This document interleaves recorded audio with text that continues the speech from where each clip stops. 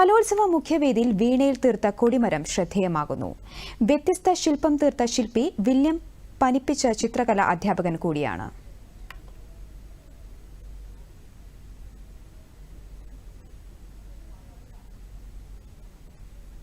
കൊടിമരമാണ്. ഇവിടെ വന്നപ്പോൾ തന്നെ ആരെയും വരുന്നവർക്ക് തന്നെ ഏറ്റവും കൂടുതൽ ആകർഷണം തോന്നുന്ന ഒരു കാര്യമാണ് ഈ കൊടിമരം. വീണയിൽ തീർത്ത കൊടിമരമാണ്. വന്നപ്പോൾ തന്നെ ഞാൻ ആലോചിച്ചത് ഇതിന്റെ ശില്പി എവിടെ നിന്ന് കിട്ടുമെന്നുള്ളതാണ്. എന്തായാലും ശില്പിയെ നമ്മൾ കണ്ടെത്തിയിരിക്കുകയാണ്.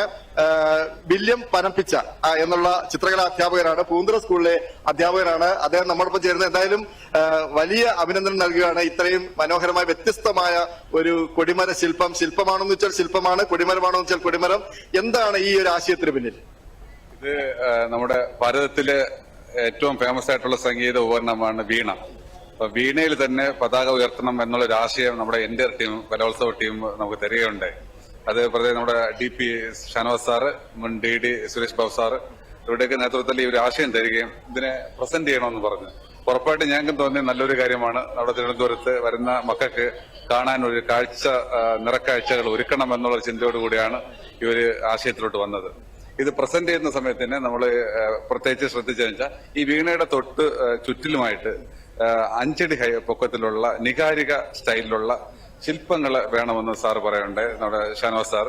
അപ്പൊ അതിന്റെ അടിസ്ഥാനത്തിൽ ആ ശില്പങ്ങൾ നമ്മൾ ചെയ്തു തീർത്ത്, കൂടാതെ ഇത് 5 അടി ഹൈറ്റിൽ തെർമോക്കോളിൽ ചെയ്ത നികാരിക സ്റ്റൈലുള്ള കലാരൂപങ്ങളാണ് ഇതൊക്കെ എല്ലാം, ഈ ശില്പങ്ങൾ.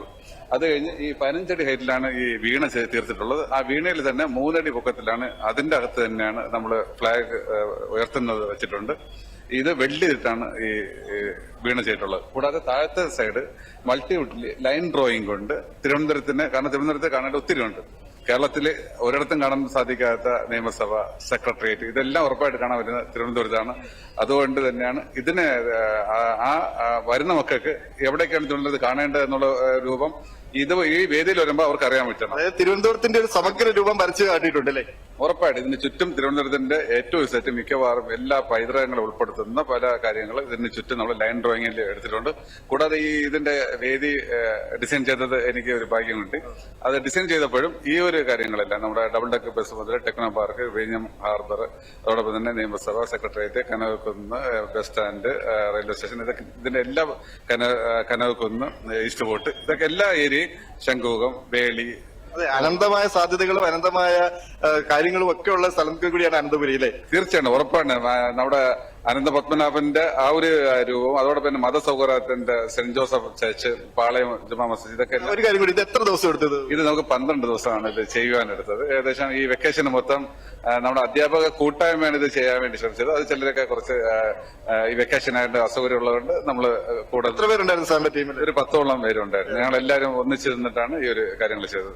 വ്യത്യസ്തമായ ശൈലി കൊണ്ട് ഈ 63ാമത് സംസ്ഥാന സ്കൂൾ കലോത്സവത്തിന് വേറിട്ട ഒരു ശില്പവുമായിട്ടാണ് നമ്മുടെ വില്യം പനപ്പിച്ച എന്ന ചിത്രകലാ അധ്യാപകൻ തിരുവനന്തപുരത്ത് നിന്നും സത്യരാജിനോടൊപ്പം ബി ശ്രീകുമാർ.